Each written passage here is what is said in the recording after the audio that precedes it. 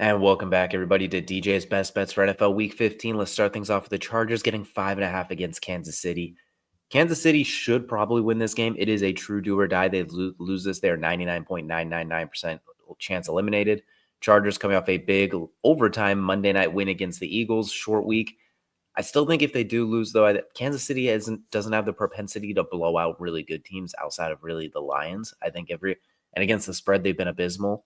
Where the Chargers, as a underdog, they are 2-0 this year. They've only been an underdog twice, including that first game against the Chiefs. So we're going to take the Chargers. If you're going to give me plus 5.5 to cover it, maybe they lose by 3 or 4, 27, 24, 28, 24, something like that. Give me the Chargers at 5.5.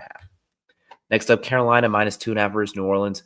While it is true Carolina does stink on the road, New Orleans kind of stinks at home too. In the Mercedes-Benz Superdome, I think they're like 1-5 or something like that. They are not very good at home either.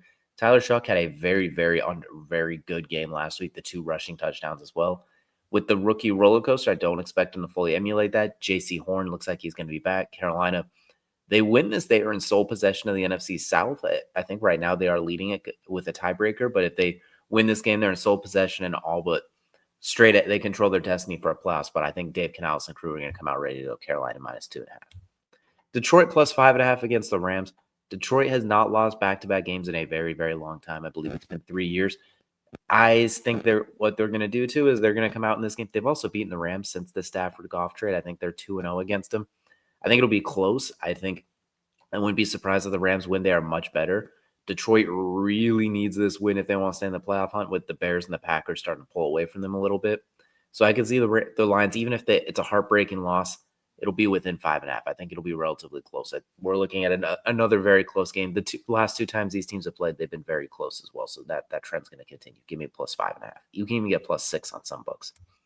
Last but not least, Cleveland versus Chicago, under 38.5. It is cold there. There's wind. It's like -10. Caleb Williams has been a little up and down. Shedeur Sanders coming off a great game, but he's been up and down before that. I expect this to be defensive heavy. A lot of running the ball, a lot of simple, easy passes, not a lot of breakaways. You're looking at, I feel like this could be 20-17 very easily. And have like this.